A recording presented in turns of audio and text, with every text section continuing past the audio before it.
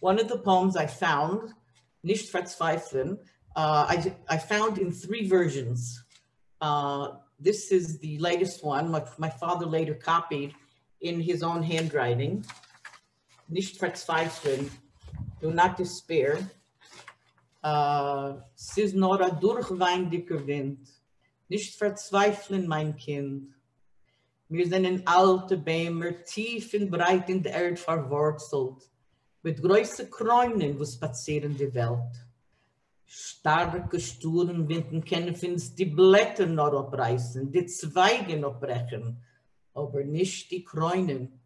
Starke, tief verwurzelte Bäumer können Winde nicht ausreißen, nicht auswurzeln. Wir sind in Bäumer ewige, was geben der Welt paar Speisendicke. Wir wollen eibig sein. Es ist nur ein durchweindiger Wind. Nicht verzweifeln, mein Kind. This is the English translation.